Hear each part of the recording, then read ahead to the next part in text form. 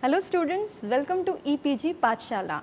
Today we will learn hazardous waste, its definition, source, classification, collection, segregation, characterization under the paper solid and hazardous waste.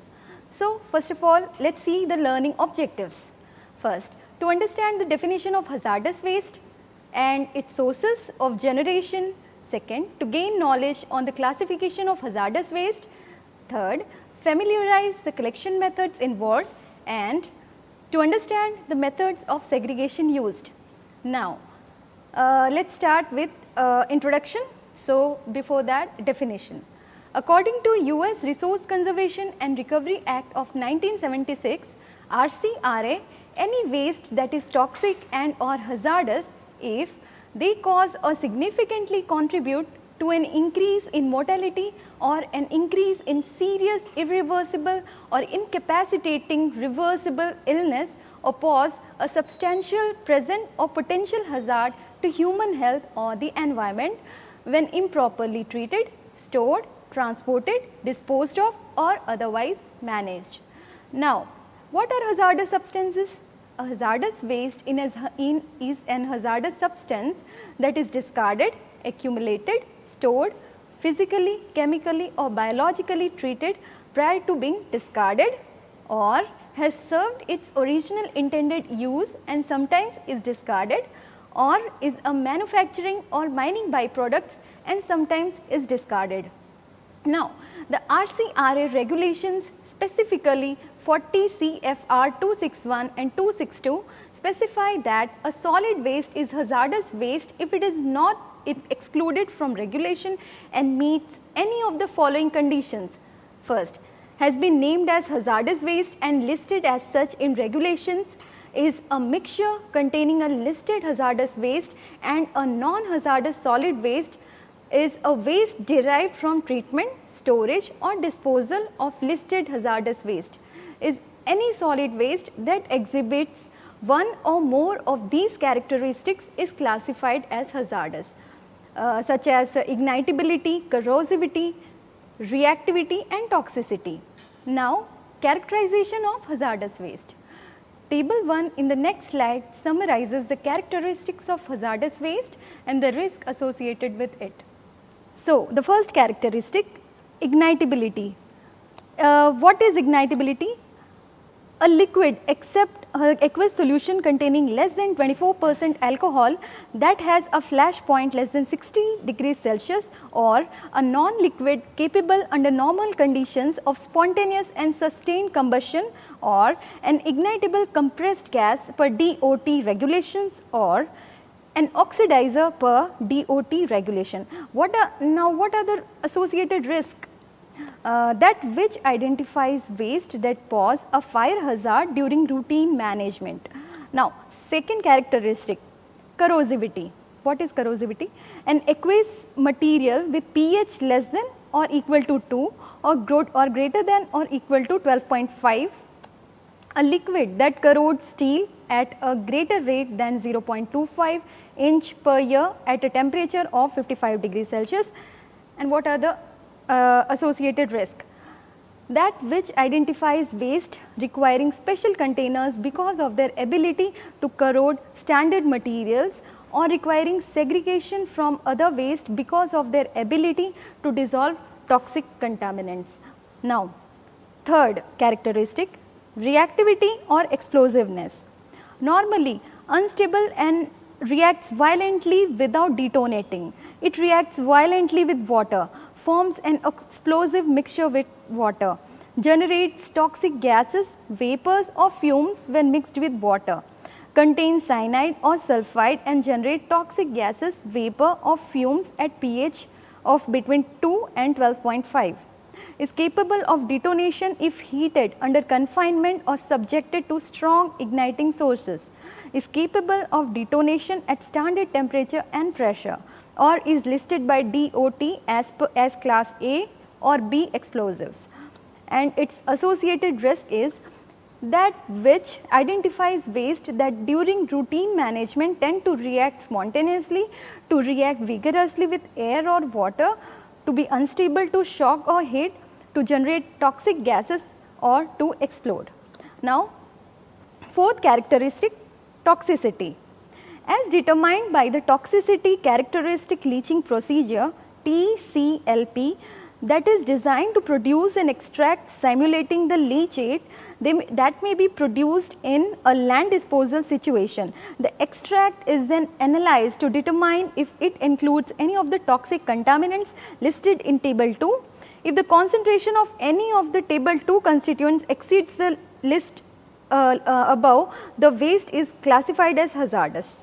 Toxicity of waste may also be declared by the generator based upon knowledge of the waste and or the generating processes. Now, its associated risks are that which identifies waste that when improperly managed may release toxicants in sufficient quantities to pose a substantial hazard to human health or the environment. The concentration at which the particular chemical is toxic is summarized in table 2. The effect of toxic chemicals in the environment can produce wide range of health effects such as acute or chronic illness. It depends on dosage, frequency, duration, concentration, etc., which can be determined by carrying out a risk assessment. The purpose of risk assessment is to ensure with a responsible margin of safety that human health effect do not result from exposures caused by production of waste management practices.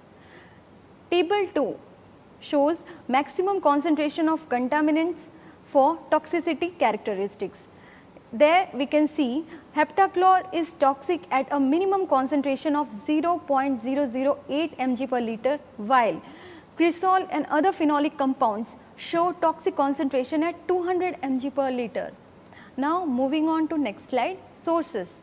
The inclusive listing adopted by EPA includes separate list of non-specific source waste, specific source waste and commercial chemical products. These lists are described briefly in the next slide.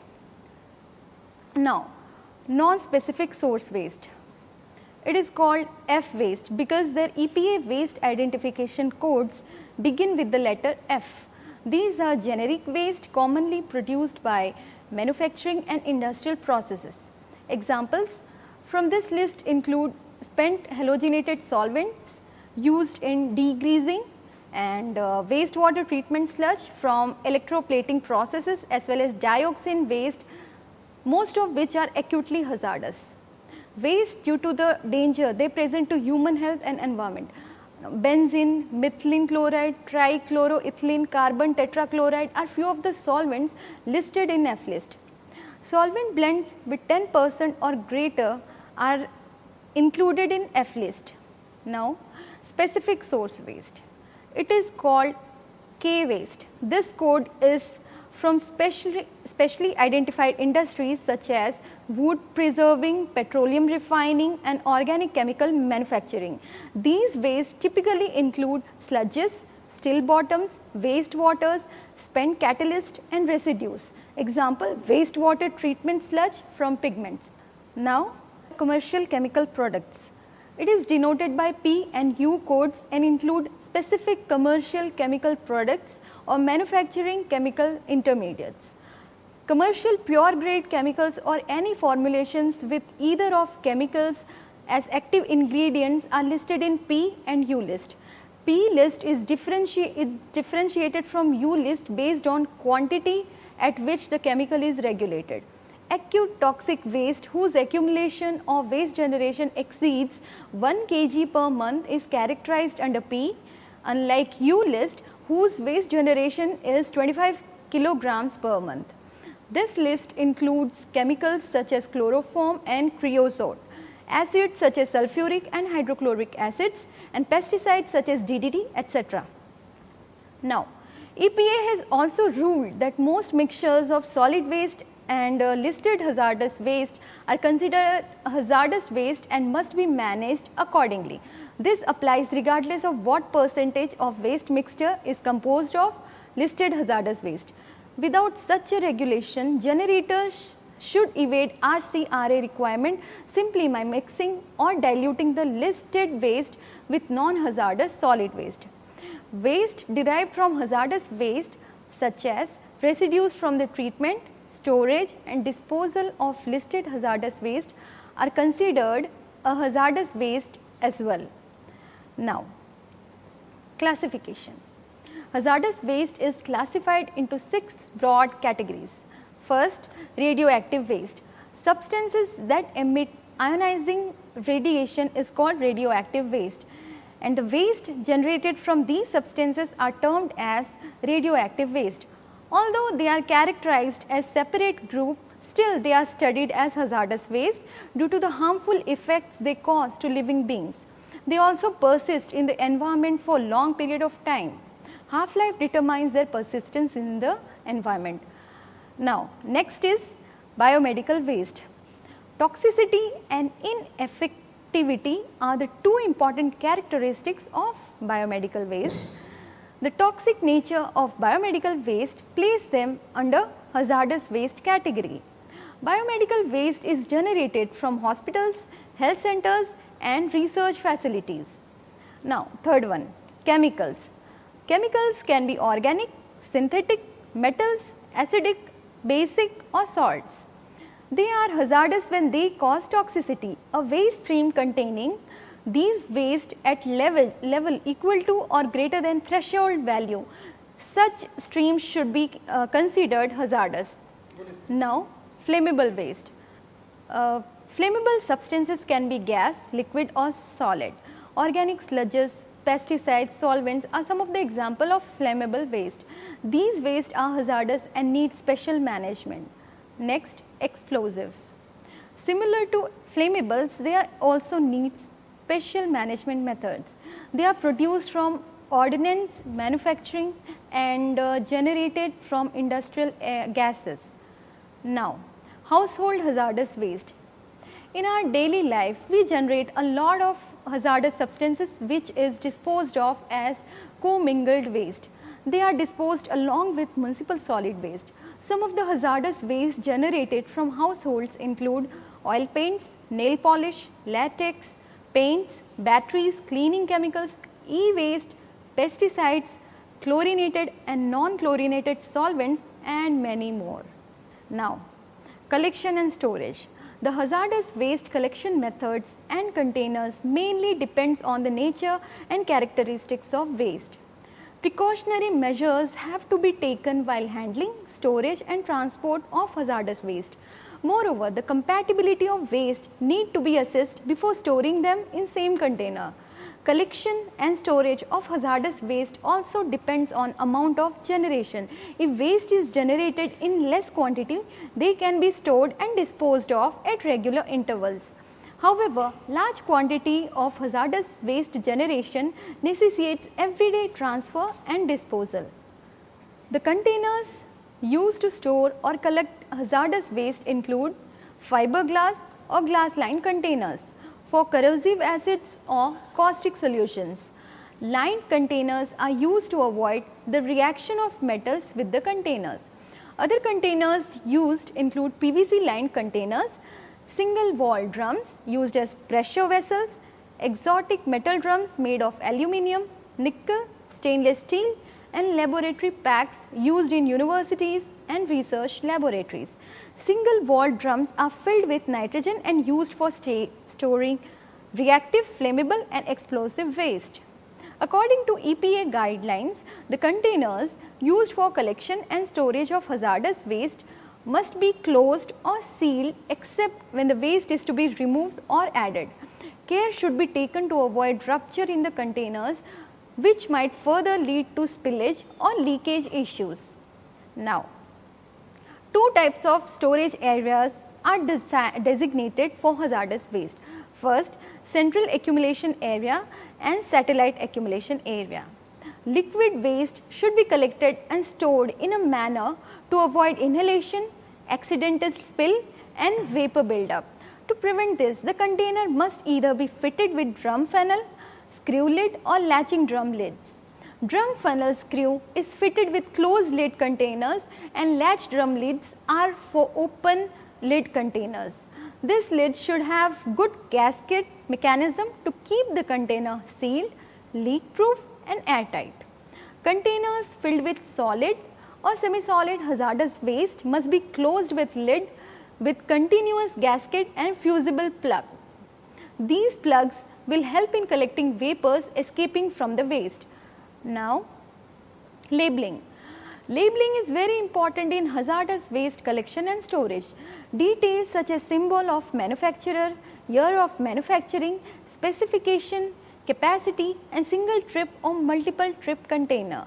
Waste stored in large storage tanks are pumped into the collection vehicle and taken to treatment or disposal site.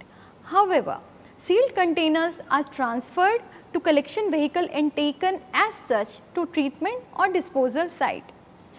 Flatbed trucks are used for short distance and drum storage collection containers. Large tank trunks, trailers and railroad tank is used for long distance travel. Now, table 3 depicts collection equipment for various hazardous waste. First, in waste category, radioactive substances. For radioactive substances, various types of trucks and railroad equipment depending on characteristic of waste, special marking to show safety hazard, heavy loading equipment to handle concrete encased lead containers. Second, toxic chemicals. For toxic chemicals, flatbed trucks for waste storage in drums, tractor trailer trunk, combination for large volume of waste, railroad tank cars, special interior linings such as glass, fiberglass or rubber. Third, biological waste. For biological waste, standard packers collection truck with some special precaution to prevent contact between waste and the collector, flatbed truck for waste stored in drums. Now, flammable waste. For flammable waste, same as those for toxic chemicals with special colorings and safety warning printed on the vehicles. And fifth one, explosives. For explosives, same as those for toxic chemicals with some restriction on transport route, especially through residential areas. Now, segregation. The hazardous waste materials are first segregated based upon their physical forms such as organic material, aqueous material and sludges. These forms determine the course of action that would be taken in the treatment and disposal of these waste. The level of segregation of hazardous waste, which is shown in figure 1, that should be followed is very important in treatment, storage and disposal of different kinds of waste. It is relatively easy to deal with waste that are highly segregated. Now, a waste that has been concentrated is generally much easier and more economical to handle than the one that is dispersed in large quantities of water or soil. Dealing with hazardous waste is facilitated when the original quantities of waste are minimized and the waste remains separated and concentrated. Once the waste is segregated, it is ideally subjected to treatment and disposal upon further processing.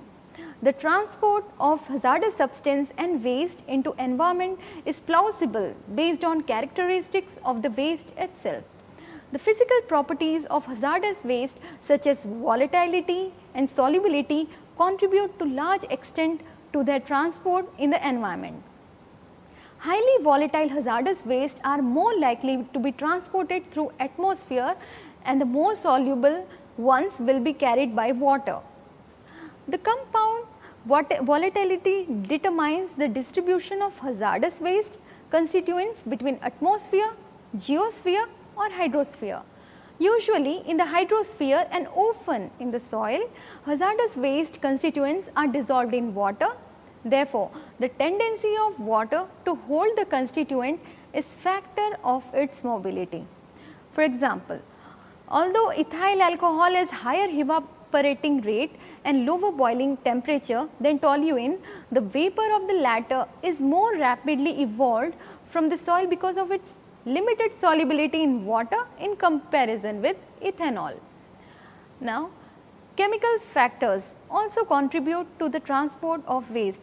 For example, clay minerals in the soil tend to bind some elements more strongly such as cadmium, mercury, lead, zinc.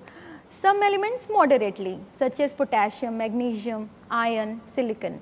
and some other metals very poorly, such as sodium, calcium, manganese, boron. It should be noted that retention of iron and manganese is strong function of their oxidation state. In the reduced form of iron and manganese are poorly retained, whereas the oxidized form of iron and manganese are insoluble and stay on soil as solids. Now, figure 1 illustrates of waste segregation mechanism. Now, transfer stations. Unlike municipal solid waste, hazardous waste management does not involve a transfer station. Since the collection vehicles carry the containers with hazardous waste directly to the treatment or disposal site, the requirement of transfer station stays nullified. Now, summary. To summarize, in this module we have studied the following. First, defined hazardous waste, understood the characteristics of hazardous waste, identified the source of generation, specific, non-specific and commercial chemical products, classified hazardous waste, familiarized the collection methods, storage and collection containers. We have also understood the importance of segregation of hazardous waste. Thank you.